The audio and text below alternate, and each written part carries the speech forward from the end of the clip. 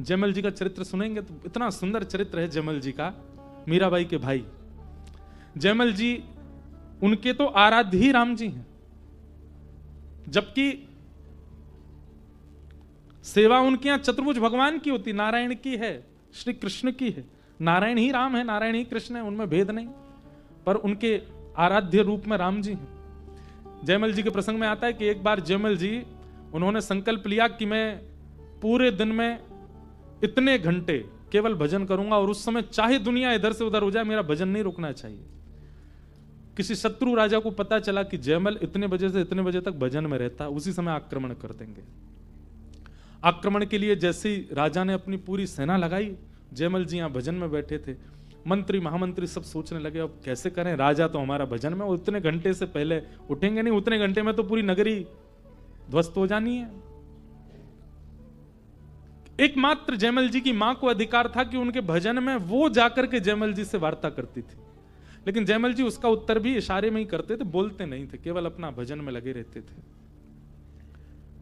तो मां ने जाकर के कहा, पुत्र नगर संकट में है।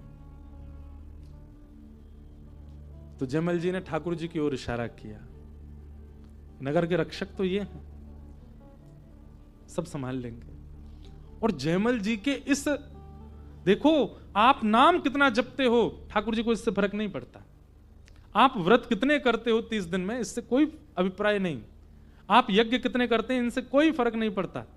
पर आप अपनी स्थिति में ठाकुर जी के प्रति समर्पण कैसा करते हो, यह ठाकुर जी देखते हैं।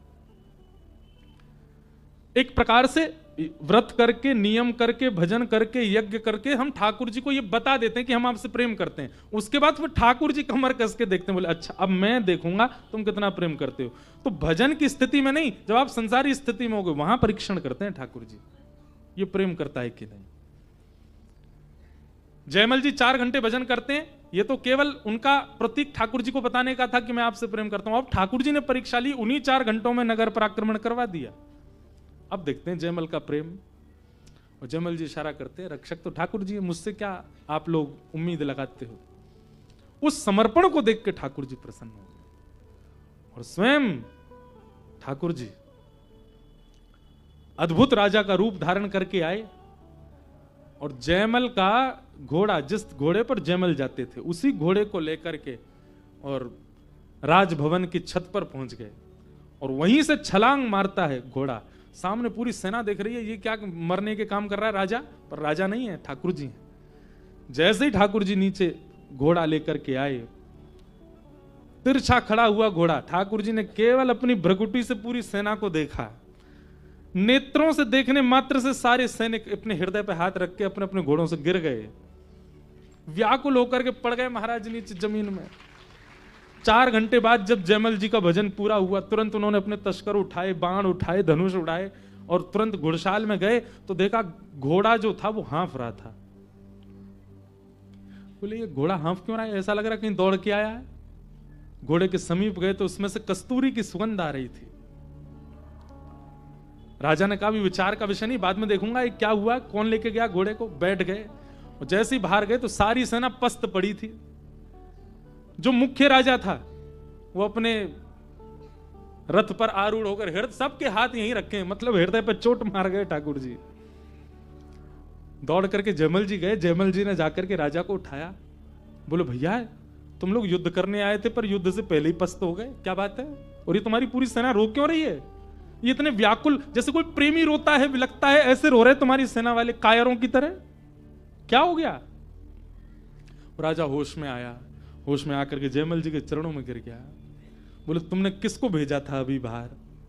जयमल जी बोले मैंने तो किसी को नहीं भेजा। झूठ मत बोलो, तुमने एक राजकुमार को भेजा था, एक बाण नहीं चलाया उसने, केवल अपने नेत्रों से घायल कर गया हम सबको। हम जीवन भर तुम्हारे मुरीद रहेंगे, जीवन भर तुम्हारे दास रहेंगे, इस नगर की सेवा में रहेंगे, बस हमारी एक कामना मान लो। क्या, रोज वो राजकुमार जो आया था, रोज केवल उसको एक क्षण दिखा दिया करना हमको, हम उसके रूप पर सब बावरे हो गए, ये सत्य घटना है। जयमल जी बोले भैया ऐसा कौन सा सैनिक या राजकुमार आया। जयमल जी ने पूछा थोड़ा उसका हुलिया बताओ कैसा था।